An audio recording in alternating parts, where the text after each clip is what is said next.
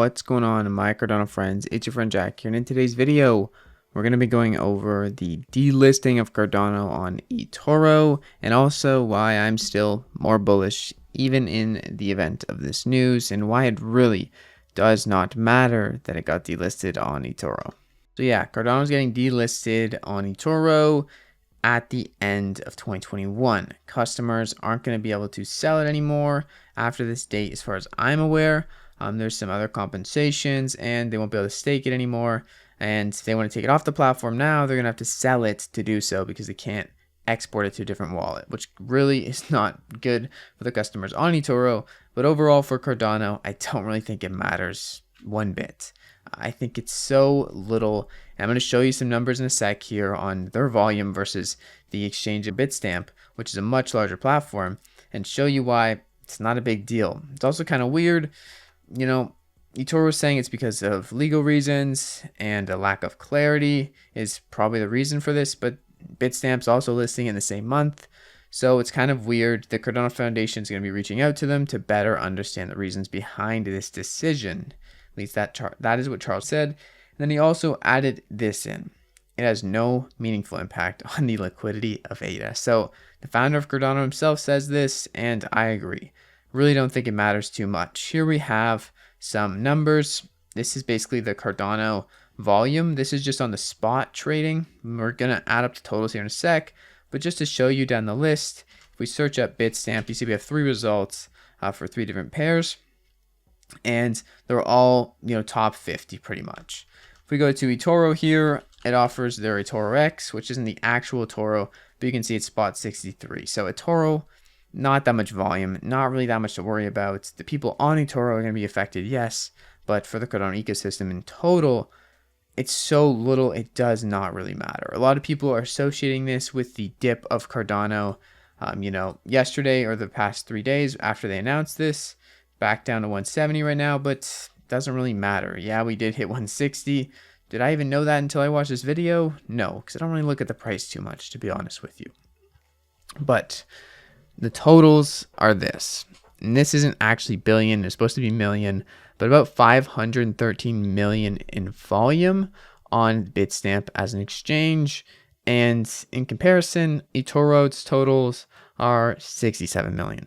So we're adding 513 million dollars every 24 hours of volume. And then we look at the other one, and it's so much tinier. So do you really think this is going to impact too much of the Cardano ecosystem? I really don't think so. And also, let's go over a few more bullish things that I think are much more important than just Cardano getting delisted on eToro. So here's something bullish. We're looking at an entire ecosystem, and obviously the bottom is a bunch of NFT projects, and this is also missing a lot of things. This doesn't have everything. It just doesn't. You can't fit it all on a single chart very easily anymore. It's just not something that you can really do, and that's a good thing. That really is a good thing.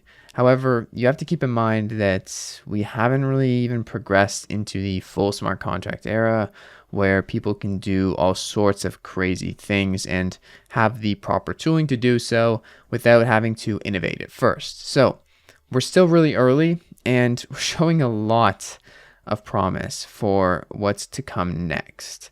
So many DEXs, DeFi protocols, wallets, payments that are going to accept Cardano, oracles, lending and borrowing, launch pads, and NFTs. They are crazy. So there's many things that are going to innovate in this space, and this is just to show you a little bit of an update on how the ecosystem has been growing, even though, we're getting delisted on eToro, like it actually matters a single bit, which it doesn't. Also, keep in mind, another chart that I like to look at. Here is the adjusted transaction volume for Cardano in the past 24 hours. 17 billion, okay? 17 billion. That's more than Ethereum, and we're almost up to 500,000 active addresses on Cardano. So I don't see the problem here. I really don't see the issue. I don't know why people are freaking out. I think a lot of people aren't freaking out. And just remember, this is just noise. I don't also really care about the price of Cardano. And if people are telling you to leave Cardano because it's been a stable coin for the past 4 months, they're probably not in it for the long haul. They're probably just trying to trade and make some money here and there, and that's fine. But I'm here to invest for a longer time frame than just a few months, and that's how I'm going to stay. That's just how I'm comfortable with.